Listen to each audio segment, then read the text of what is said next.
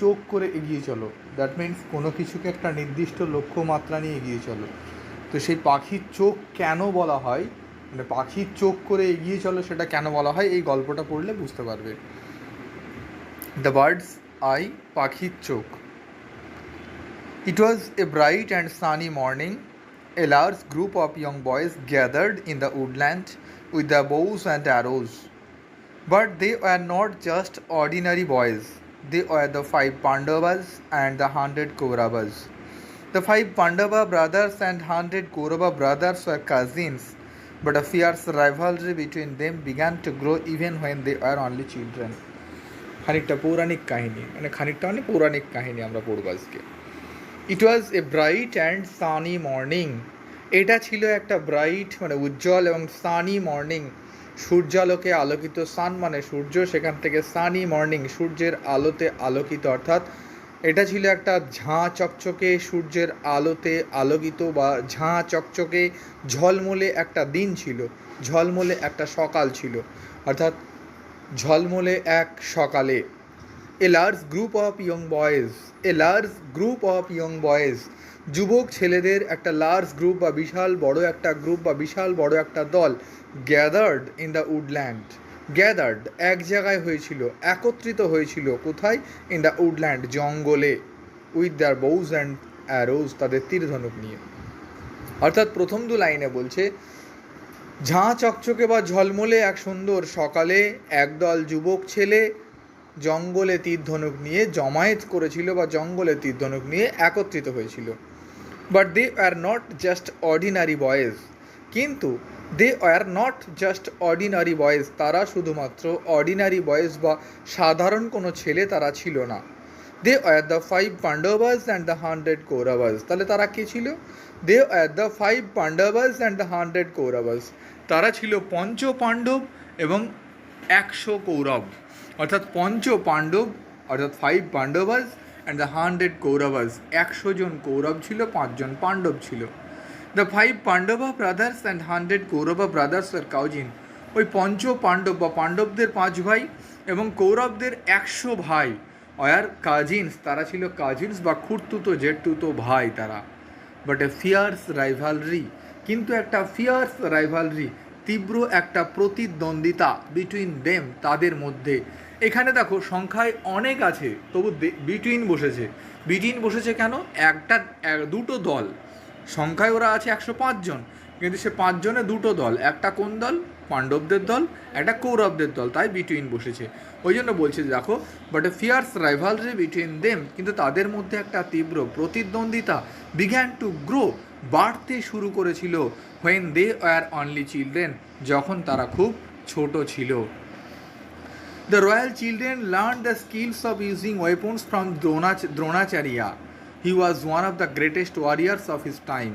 He had learned the secret of powerful weapons from Parshurama. The Pandavas and the Kauravas were quick to learn. They soon picked up various skills. All the princes learned the use of all the weapons.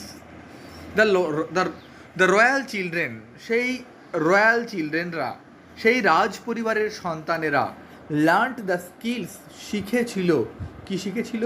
The skills of using weapons, weapons বা অস্ত্র ব্যবহারের দক্ষতাটা শিখেছিল, from Dronacharya, দ্রোণাচার্যর কাছে থেকে। He was one of the greatest warriors of his time, সেই দ্রোণাচার্যা কে ছিল? He was one of the greatest warriors of his time, তার সময়কার গ্রেটেস্ট ওয়ারিয়ার্স বা তার সময়কার মহান যোদ্ধাদের মধ্যে একজন ছিলেন।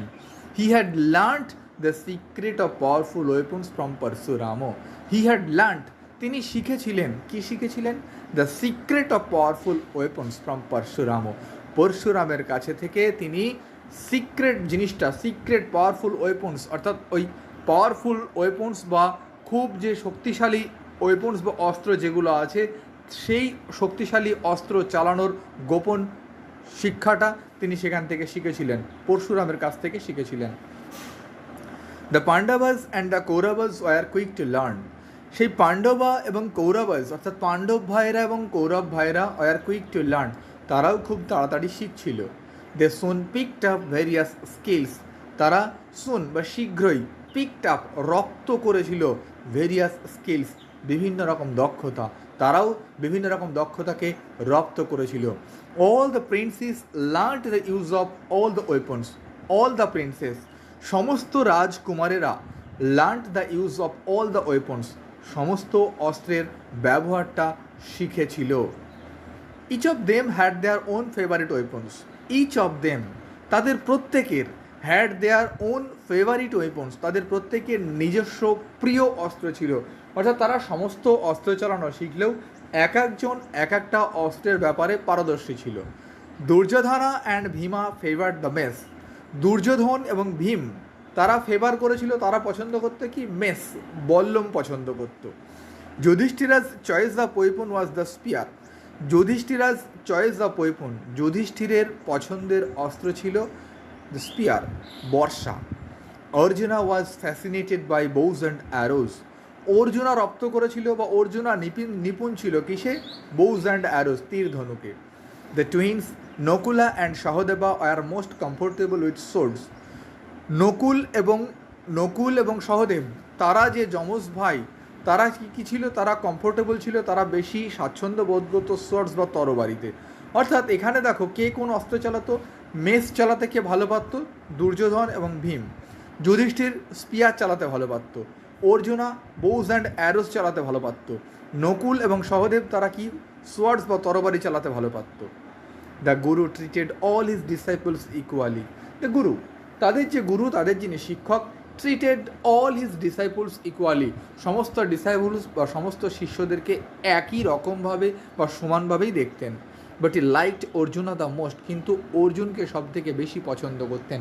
বিকজ, কারণ Arjuna practised this art with great concentration, কারণ Arjuna practised this art, Arjuna এই শিল্পটাকে প্র্যাকটিস করেছিল, অভ্যাস করেছিল উইথ গ্রেট কনসেন্ট্রেশন, গভীর মনোযোগ সহকারে।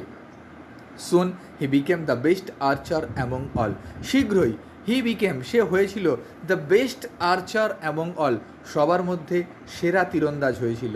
Duryodhana and his brother Dushasana did not like this at all, Duryodhana and his brother Dushasana, Duryodhan এবং তার ভাই Dushasan did not like this at all, এটা মোটেই পছন্দ করতো না। কোনটা মোটেই পছন্দ করতো না, ওই যে অর্জুনা যে গভীর কনসেন্ট্রেশনে বা গ্রেট কনসেন্ট্রেশনে যে তীরন্দাজিটা শিখেছিল, সেইটা কে পছন্দ করতো না, দুর্যোধনা এবং দশাসন পছন্দ করতো না। কারণ কি, অর্জুনা গ্রেট কনসেন্ট্রেশনে বা গভীর মনোযোগ সহকারে প্র্যাকটিস করে কি হয়েছিল, soon he became the best archer among all, সবার মধ্যে বেস্ট আর্চার হয়েছিল, তাই তারা পছন্দ করতো না, সেটাকে হিংসা করতো আর কি। Silently, a feeling of dislike grew in their hearts towards the Pandavas. Silently, নীরবে, a feeling of dislike, অপছন্দের একটা অনুভূতি বা ঘৃণার একটা অনুভূতি, গ্রু ইন দেয়ার হার্টস, তাদের অন্তরে বেড়েছিল বা তাদের অন্তরে জন্মেছিল, টুয়ার্ডস দ্য পাণ্ডাবাস, পাণ্ডবদের সম্পর্কে। অর্থাৎ নীরবে পাণ্ডবদের বিরুদ্ধে তাদের মনে একটা ঘৃণা জন্মেছিল। One day they openly criticised their guru for showing favour towards Arjuna. One day, একদিন, দে ওপেনলি ক্রিটিসাইজড দেয়ার গুরু, তারা ওপেনলি বা প্রকাশ্যেই তাদের গুরুজির ক্রিটিসাইজ করেছিল, গুরুজির সমালোচনা করেছিল। কী ব্যাপারে, for showing favour towards Arjuna, যে গুরুজি অর্জুনকে বেশি ফেভার করেন, অর্জুনকে বেশি পছন্দ করেন, এই কথা বলে তারা সমালোচনা করেছিল। দে টোল্ড হিম দ্যাট, তারা তাকে বলেছিল বা তারা গুরুজিকে বলেছিল that they are not any less skilful in archery, কী বলেছিল, যে they are not any less skilful in archery, যে তীরন্দাজিতে তারাও কম দক্ষ নয়। As a reply to their criticism, তাদের ক্রিটিসিজম বা তাদের সমালোচনার উত্তর হিসাবে বা উত্তর স্বরূপ, Dronacharya arranged for a test, Dronacharya arranged for a test, একটা টেস্ট বা একটা পরীক্ষার ব্যবস্থা করেছিলেন, to pick out the best archer among them, তাদের মধ্যে বেস্ট আর্চার, তাদের মধ্যে সবথেকে ভালো তীরন্দাজিকে খোঁজার জন্য। দেখো প্রথম দিকে তোমাকে বিটুইনের ব্যবহার বলেছিলাম, যে 105 জন ভাই হলেও বিটুইন বসেছিল, কারণ দুটো দলে ভাগ হয়েছিল। এবার দেখো বলল যে টু টেস্ট কি বললো দেখো, যে এবার বলা হয়েছে Dronacharya arranged for a test, Dronacharya একটা পরীক্ষার ব্যবস্থা করেছিলেন to pick out the best archer, সব থেকে ভালো তীরন্দাজকে পিক আউট করার জন্য, বাছার জন্য। অ্যামং দেম, এখানে অ্যামং বললো কারণ কি এখানে আর কিন্তু দুটো দলের মধ্যে নয়, এখানে ওই যে দুটো দলের 105 জন আছে, ওই 105 জনের মধ্যে যে ভালো তাকে খোঁজার জন্য, তাই এখানে কিন্তু অ্যামং বসেছে। বোঝা গেল? অন দ্যাট পার্টিকুলার ডে, সেই নির্দিষ্ট দিনে গুরু Dronacharya ask the students, guru Dronacharya ask the students, সমস্ত স্টুডেন্টস বা সমস্ত ছাত্রদেরকে বা শিষ্যদেরকে বলেছিলেন to gather by the woodland near his ashram, তার আশ্রমের কাছে যে উডল্যান্ড বা তার আশ্রমের কাছে যে জঙ্গল আছে সেখানে আসতে বলেছিলেন।